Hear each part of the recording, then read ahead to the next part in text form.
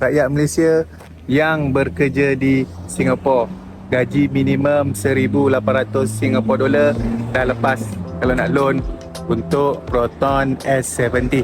Antara dokumen-dokumen yang anda perlu sediakan. Okey, ini untuk bagi mereka rakyat Malaysia yang bekerja di Singapura ada dua kategori. Kategori pertama untuk mereka yang gaji based on basic sahaja, dan untuk kategori kedua untuk mereka yang gaji based on basic ataupun dia ada OT ataupun dia ada commission. So ada beza dua kategori di sini. Untuk kategori pertama, ini dokumen-dokumen yang anda perlu sediakan. Basically 3 bulan terkini lah yang anda perlu sediakan dokumen-dokumen tersebut. Dan ini untuk kategori kedua. Anda boleh lihat ada perbezaan. Untuk kategori kedua ni untuk mereka yang gaji based on basic, ada OT ataupun commission, so perlu provide 6 bulan dokumen. Sebab apa? Untuk mereka yang ada OT ataupun commission ni gaji tak fix setiap bulan, ada kenaikan dan ada penurunan. That's why bank nak tengok purata pendapatan selama 6 bulan. Untuk Proton S70 ni dia datang dengan 4 pilihan spek. Seperti yang saya kata awal tadi, untuk mereka yang gaji minimum 1,800 Singapore dollar, insyaAllah boleh approve untuk spek executive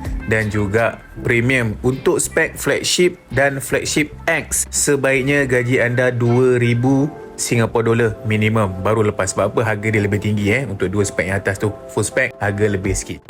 Dari hati yang ikhlas dah ku ucapkan terima kasih tak terhingga buat kalian yang percaya, yang setia, yang memilih langkah bersama daku, urusan dipermudah ini.